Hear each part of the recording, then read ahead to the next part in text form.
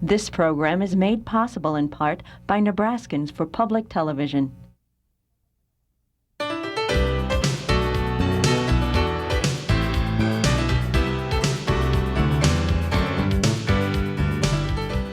Consider this, a news and information program recorded on the campus of the University of Nebraska at Omaha. From the Fireside Lounge in the Milo Bales Student Center, here is your host, Carol Schrader. Hi, and welcome back to UNO. My guest this week is a familiar face here on campus. Let me introduce you to, if you don't already know, because some people watch this way out western Nebraska, Dr. Franklin Thompson. The doctor comes from the Ed.D. He is a professor of education in the teacher education part of College of Education. His other persona, a little more public in the city of Omaha, he is vice president of the Omaha City Council.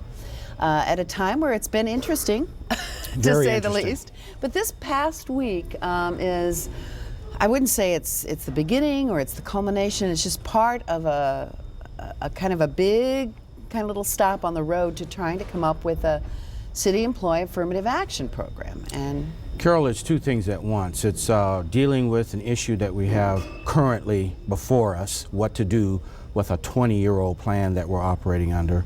But it also is a kind of a changing of the guard. Omaha is really reinventing herself, and everything from infrastructure changes, arenas, to attitudes, to philosophies, and so this is all part of the Omaha change also. The words, when those two words are put together, it's affirmative action. It always conjures up in some emotion. Mm-hmm. Depends on where you are, mentally, emotionally, maybe what color you are, maybe not, but it always evokes something. On both sides. Yeah, and I think the public policy position of having affirmative action in tax paid for jobs, I think a lot of people agree that concept is a valid one. What do you think? Well, one thing that I'm against is wasted energy about a topic that we shouldn't, or looking at a topic in a way we shouldn't look at it. Okay, how do you think we should look at it? For a long time, we've been looking at good and bad, right and wrong, and really that's wasted energy. What it should be looked at is in terms of a dispensational answer. For a long while... That sounds like an academic phrase. Help me out on that. For a long while, it was something that we needed.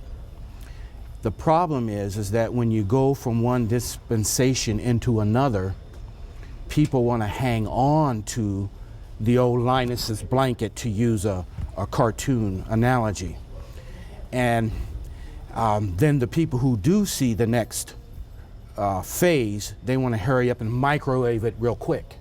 And so you have one side that's hanging on to something that they don't want to give up, and another side that's biting at the chomps and they want to get rid of it yesterday. Mm-hmm. And that's where Omaha's problem is right now. Not that one side is more right than the other side, is that they don't want to manage this transition period accurately. Well, this is the whole deal, that I wasn't there when people were deciding to name something affirmative action and develop the concept, but my feeling was that at some point that this wasn't going to be forever.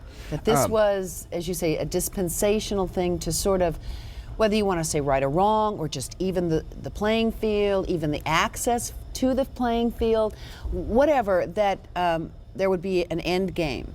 I believe a whole lot like my mentors, J.C. Watts, Colin Powell, and I haven't had time to talk to Tom Osborne yet about it, but I have a feeling he thinks the same way too. And those three men I take a lot of lead from in terms of how I am and what I believe in. And basically what I see is a temporary need that at some time has to evolve into something else. So automatically you're going to get minorities that don't want it to evolve, and then you're going to get majority members that want to hurry up and get it over with so we don't have to think about it anymore. And once again, that's where Omaha's issue is in the year 2002. Though I see it as even a little more complex, that it's not those that have the Linus blanket and those that want to get rid of it because they want to get back in the game 100% in their mind. you know, we're not in the game 100% because we're sort of taxed in our access to the field by the fact that we have this dispensation on the other end. But there's a lot of, excuse the expression, gray area in between of, for instance, a lot was made out of a lot of black firefighters leaving the Union, but nearly as many stayed in. And, you know, I don't know why, I don't know their personal reasons, but, you know, The reason why you have a phenomenon like that is because you have two truths existing at the same time. Is that possible? Yes, it is. It is. Yes, it is. And I have two truths that are existing in my body right now. One truth is that I'm a UNO affirmative action hiree. The College of Ed needed a black male, and when they first came to me and they said, "We needed you," I told my dean, "I don't think I'm good enough." And he said, "We think you're wrong about that." Well, the dean ended up being right about that. I was better than what I thought I was, but had it not been for affirmative action pulling and recruiting me, I probably would never have come out of the woodwork, and the thousands of youth that I've impacted here would have not been touched. Correct. However, on the other side, you know as well as I know that winning a district out in West Omaha, you're not going to win that by affirmative action. You're going to win that by pulling yourselves up by your bootstraps. And I went out there, and there were many, many voters who were not going to vote for me, and I sold myself. And to minorities, I have to say that some of them give up too easy, and they don't stay in the game and sell themselves. So even with my story, I can be a witness to both of those truths. things at the same time. So you voted for changing the plan to sort of update it in terms of what, census numbers, a lot of other things? Yes, I believe that we're at the end of the dispensation, but we're not quite at the end of the period yet. And so, and all this stuff about, stuff, that's a real educated word when I talk with a professor, all those claims that we may be jeopardizing things, that we need to do this for some legal or logistical or federal reasons, add some urgency. I don't know how true those claims are or not, but there appears to be some urgency to updating this plan. You know, you can make those arguments about federal dollars and grants and all of that kind of stuff, and those are the arguments that people from District 1 and 2 and some of the East Omaha districts make. I don't make those claims. I make the claims, let's build America. Now, we should mention that they needed, what, 4 votes to pass it? 4 votes to pass the amendment as the mayor wanted it. Right. 5 to pass it as Councilman Welch wanted it, which were with a lot of amendments Which we'll to get take to away take away the some referral things, yes. ability to refer, sort of move up maybe sometimes on the list, Yes. just to make it a visual thing so that they could be considered in for interview further interviews, et cetera. But I want to go back to a major point, No. and that is that I will never stay in office and be driven by whether or not we get an extra check or this. No, I'm driven by how do we build America. Okay, so And that drives every decision that I make. okay, so whether that is true or not, whether that is a real issue or not, why should this plan, in your mind, be passed now? Is it just we should get on with this and come to terms with the changes in numbers or whatever? Why do we need, take the threat hanging over your head, if Yes. there is indeed one. Yes. Take that away. Why do we need it now? And if you do feel we need it now for whatever reason, why isn't there more? It's going to be hard to get people together. Okay. But why do we need it now in the your task of the century. mind? Oh, it may be. But There's Israel right now- and Palestine. yeah, and that one definitely. and then there's the affirmative forefront, action. okay. Yeah. But in my mind, and I do feel that in the state of Nebraska, if you were to try and find the top 10 race relations specialists, I think, humbly speaking, I would be in that top 10. So I think I know what I'm talking Come on, you about. teach that within Yes, the I College of do. Education. And if you had, if your granddaughter or grandson, if you had one, visited you one night, and you just decided out of the clear blue sky, this 2-year-old, it's time to not have a bottle anymore. and you go and you just snatch it out of her mouth and you say, get over it, I can guarantee you that night you're not going to get any sleep. And I can also guarantee you that there's going to be a puzzled look on that child's face. Why? Because there hasn't been a weaning off period. So it's really simple, Carol. What we have to do is we have to bring about social change the correct way. And the correct way is to announce that there's an end, get people ready for that end, get them retrained, get them reprogrammed, and then when you get towards the end, then phase it out. That's just smart social planning. Yanking something out of anybody's mouth, that's stupid. I think just from a social ramification point of view, and crying all night when the bottle's taken away is a social ramification in any household. That the household of the city of Omaha, the household of Nebraska, that you, just like when they signed legislation in the 60s, civil rights, does that mean that people are going to start thinking another way? Does that mean, no, social evolution is a little slower than the stroke of a pen? Exactly. And so you kind of need to plan for it. And the re-education has to happen on both sides. On the majority side, there's a lot of what I call Pollyanna thinking, magic wand, let's hold hands, sing kumbaya, and no problems. And then on the minority side, there's a snake under every rock and every white person's a devil. Well, both sides are inaccurate. We are guilty, not as a white or a black race, but we're guilty as a human race.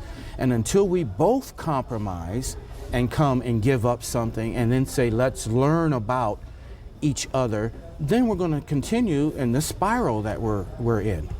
Well, let's talk about, and when we talk about city employees, and correct me if I'm wrong, we're talking about the so-called civilian employees, which might be everything from the sewage treatment plant to an administrative assistant in office to working in the public parks. Those would be what they call civilian employees. Then there's police and fire, and those operate under separate contracts, as does. So am I covering most of the Yes. the people that would be covered by this affirmative action Yes. situation? Mm-hmm. And as we heard at the city council meeting in this marathon public hearing last week, because this airs the week after, that there are people waiting in the wings to pounce on the ultimate decision no matter what, and maybe not even the ultimate, the interim or the lack of decision no matter what. Mm-hmm. And so there's this sort of, I mean, there's a little tension. Yes. There is tension, and some people are in denial about that tension.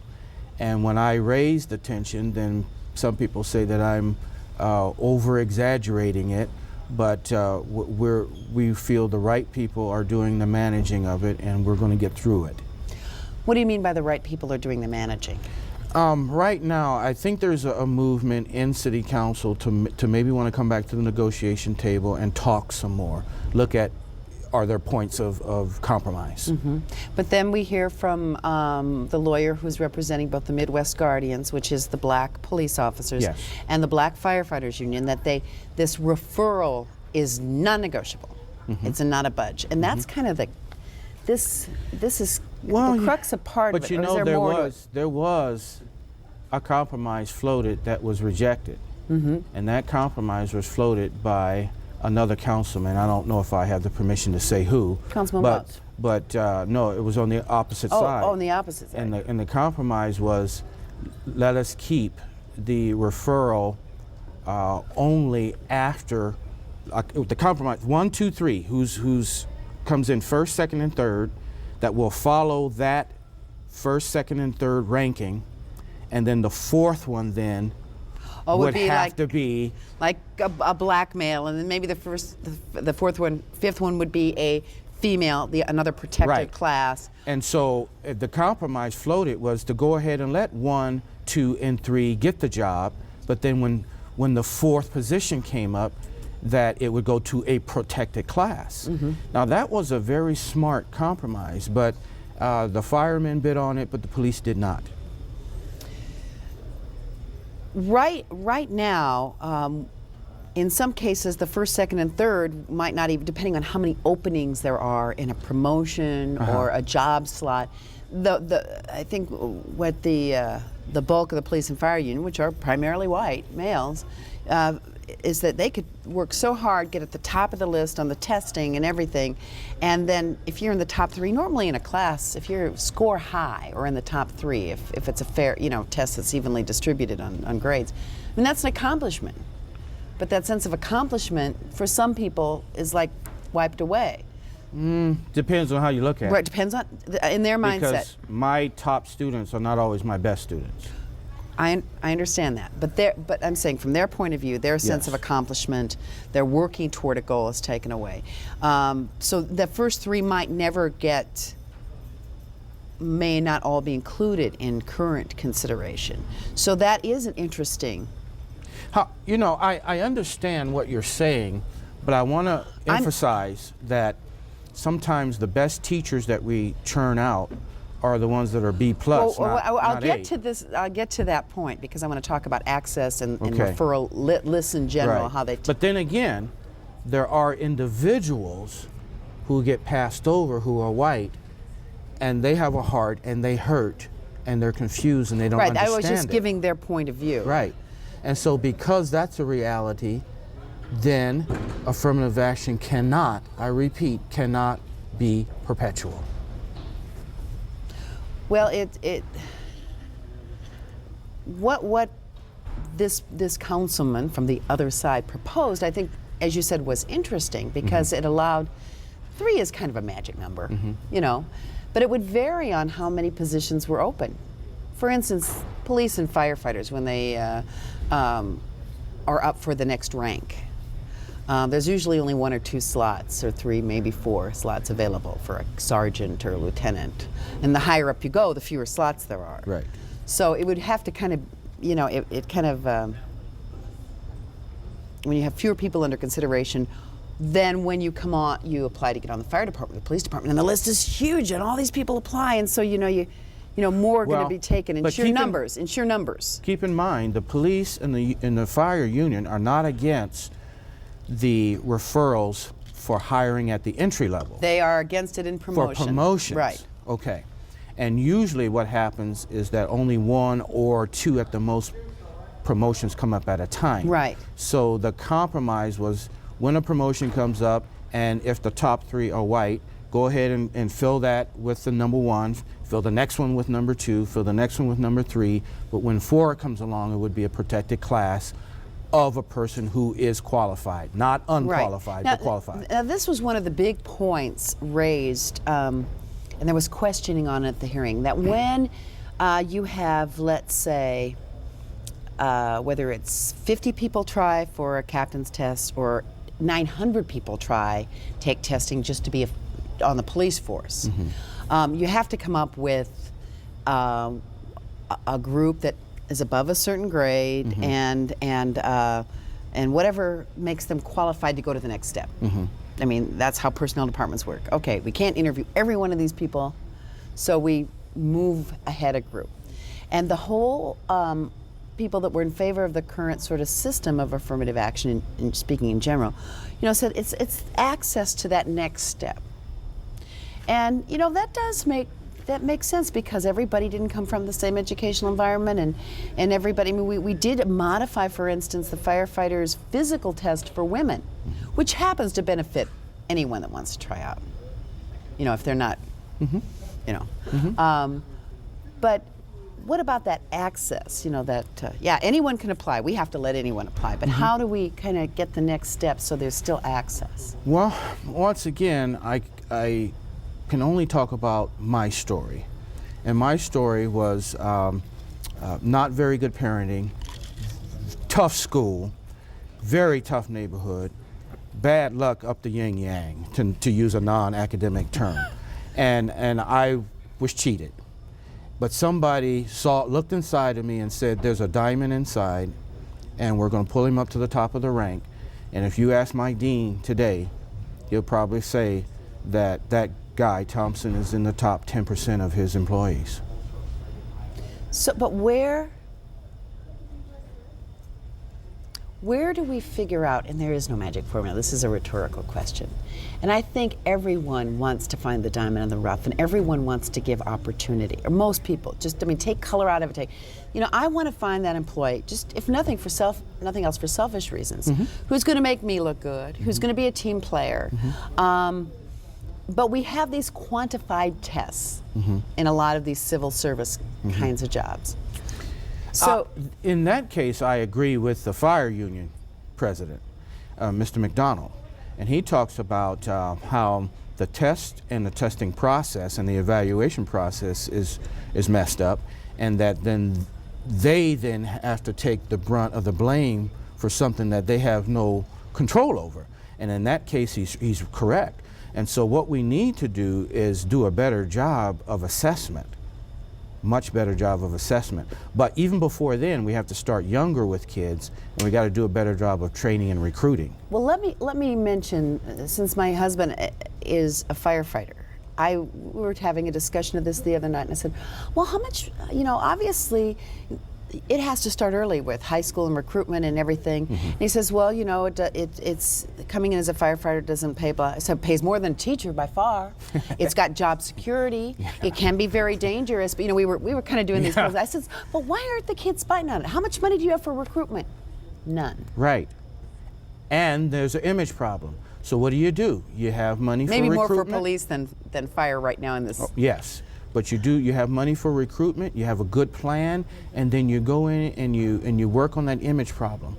I can guarantee you, there used to be a time, Carol, that during my mom's age, that the policemen on the north side of Omaha were black.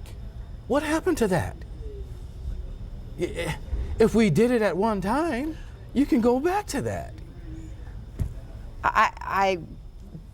Part of me goes, and why not? Yes. But I said, well, do they have a website that appeals to kids? Do they do anything? What do they do? Just go in, some. Very little. And then I said, if the black firefighters are upset with the white the firefighters, and they go into a school, and they've got kind of a chip on their shoulder, I mean, that's when you do need a united front. Yes. When you go and recruit these kids. Yes.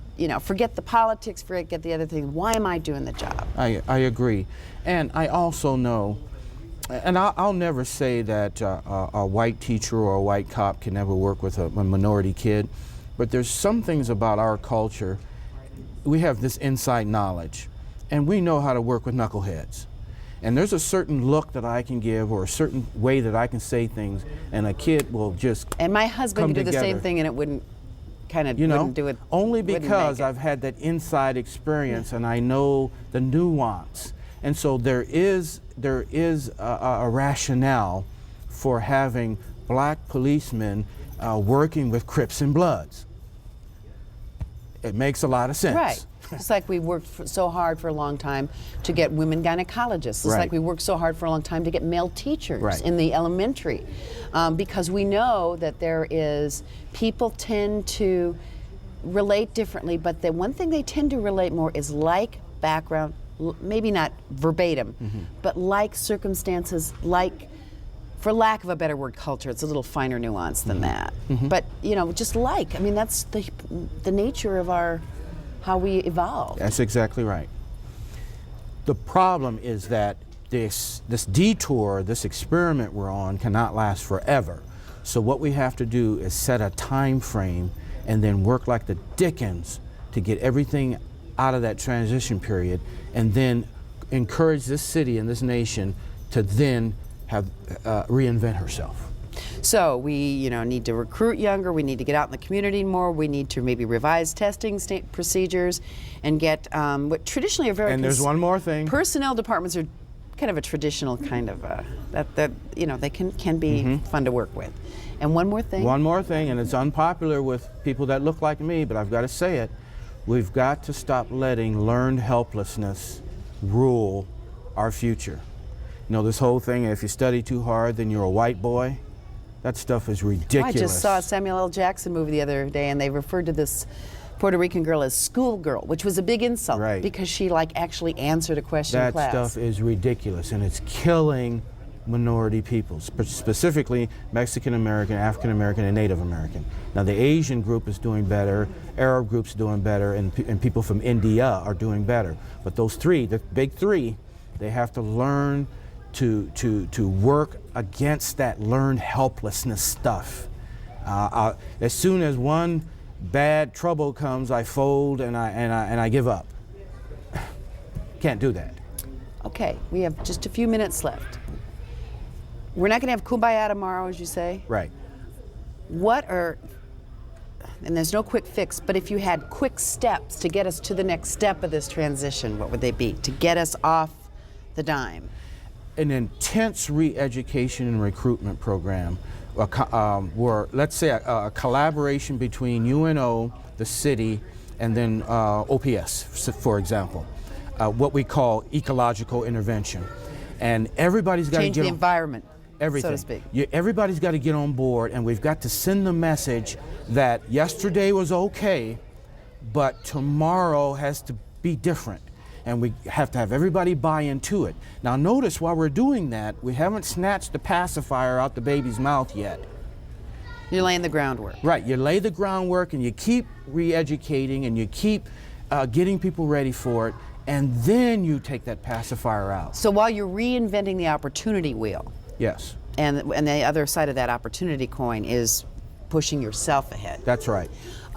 You're going to continue in the vein, but with full notice, Correct. and full atmosphere creation. Correct. Now the reason why that's So not, why isn't this happening? because we're Haven't locked. they figured this out before We're they had locked to do in this? either or devil, angel, white, black, West Omaha, East Omaha thinking. Everybody wants to, they say they want to live together, but in reality their actions show they want their side to win. In the meantime, do we have to pass a plan? Well, the federal government could come down heavy on us. That is And there could be more lawsuits, on both sides. and that, that's going to happen either way. But that's Right. so. So the city does need to get to the table, and while not sing kumbaya, they at least have to hammer something out. Yes, With the idea that this is just the next step in a long transition. that's right. And that transition, hopefully we need to work with judges too, because the judges have a lot to say about what's right and what's wrong. Because it So- ends up and before maybe, them. And maybe they need to be part of that collaborative ecological intervention step too. Okay, so can be done. Are you going to be part of that? I'd be honored to, but I'll get beat up by all sides, but I'll be honored to. Somebody's got to do it, and I'd be willing to. Can you see something happening this summer besides just maybe making a paper change? Can you see something starting? I'm starting with small steps, like being invited out to North High and talking to youth and awareness things. And Well, I think this is a small step. Yes. Granted, it's a little show and it's a small step, but thank Yes. you for coming. oh, thank you very much. We've run out of time, as we always do. Thank you so much, Dr. Franklin Thompson, for was being my with us, pleasure. City Council Vice President, and thank you for joining us this week on Consider This. Remember, we're on the web, unotv.unomaha.edu. Have a great week.